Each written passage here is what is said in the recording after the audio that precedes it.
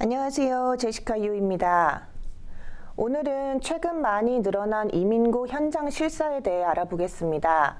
이민국에서 하는 현장 실사는 거의 H-1B 직원들을 상대로 이루어지고 있는데요.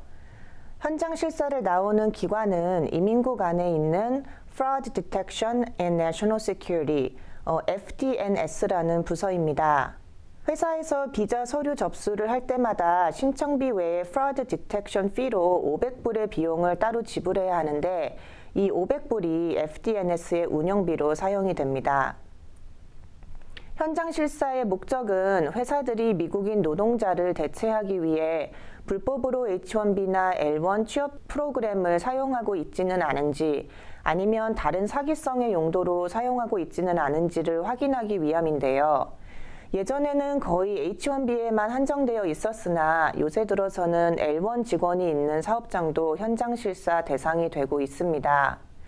현장 실사는 거의 무작위로 이루어지고 있어서 언제 누가 실사에 해당될지 예측하기가 어렵습니다.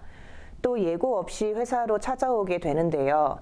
실사 담당자가 확인하는 주요 조사 사항은 비자 소지자가 실제로 사업장에 근무하는지, 또 신청서에 기재한 내용대로 적정 임금이 지불되고 있는지, 실제로 전문성이 필요한 직책인지, 또 회사가 존재하는지, 직원의 현재 업무가 취업 비자 신청서에 기재된 내용과 동일하는지 등입니다. 적정 임금이 제대로 지불되고 있는지를 확인하기 위해 W-2나 월급 명세서를 요구하기도 하고 실사 후에 추가로 서류를 요청하는 경우도 있습니다. 보통 신청서에 서명한 담당자와 대화를 하기 원하지만 담당자가 자리에 없을 경우 H-1B나 L-1 직원의 직속 상관이나 인사 담당자를 인터뷰할 수도 있고 해당 직원도 직접 인터뷰하는 경우가 많은데요. 보통은 있는 서류를 보여주고 묻는 질문에 대답만 하면 되기 때문에 실사가 나온다고 해서 크게 당황할 필요는 없습니다. 그러나 문제가 발생하는 경우는 회사가 이사를 했거나 직원의 직무 내용, 근무 시간 또는 급여 등이 변경이 되었는데 이민국에 이 변경 내용을 알리지 않은 경우입니다. 직원의 직무 내용이나 급여 등이 변경되었을 경우 H-1B 변경 신청이 필요한 경우인지를 확인하고 필요한 경우 변경 신청을 해야 합니다.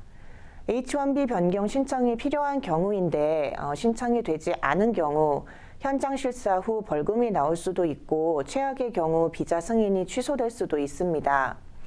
이 외에 주의할 점은 실사가 나왔는데 해당 직원이나 인사 담당자가 자리에 없어서 실사 담당자에게 잘못된 답변을 하지 말아야 합니다. 예를 들어 6개월 전에 일을 시작한 직원에 대해 잘 기억이 나지 않아 3개월 전쯤에 시작한 것 같다고 대충 대답해버리거나 출장을 가 있는 직원에 대해 그런 사람은 없는 것 같다라는 식의 대답은 실사에 큰 문제를 일으킬 수가 있습니다. 이러한 이유로 회사에서는 실사가 나왔을 경우 대응할 사람을 지정해 두고 그 사람이 회사의 이민 서류 파일이 어디에 있는지 또 H-1B나 L-1 직원의 직무 내용, 시간, 급여 등에 대한 정보를 어디서 확인할 수 있는지 등에 대해 숙지하고 있도록 준비시켜 두는 것이 좋습니다. 특히 H-1B의 경우 LCA 서류를 근무지에 보관하고 있어야 하기 때문에 이 서류들이 어디에 있는지 파악하고 있는 것도 중요합니다. 예전에는 현장 실사를 나오는 경우가 그렇게 자주 있는 일이 아니었는데 트럼프 행정부 출범 이후 현장 실사가 크게 강화된 것이 사실입니다. 그 예로 FDNS에서 앞으로는 H-1B 직원 9명당 1명 정도로 실사를 할 예정이라고 얘기한 적이 있습니다. 트럼프 대통령이 내놓은 행정명령 중에 이민국 직원을 더 고용하겠다는 내용이 있었는데요.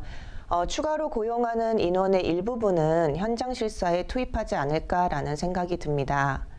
현장 실사가 늘어나고 있는 만큼 H-1B나 L-1 직원을 둔 회사는 직원에 대한 서류가 다 갖춰져 있는지 확인해 볼 필요가 있습니다. 그럼 저는 다음 시간에 다시 뵙도록 하겠습니다. 감사합니다.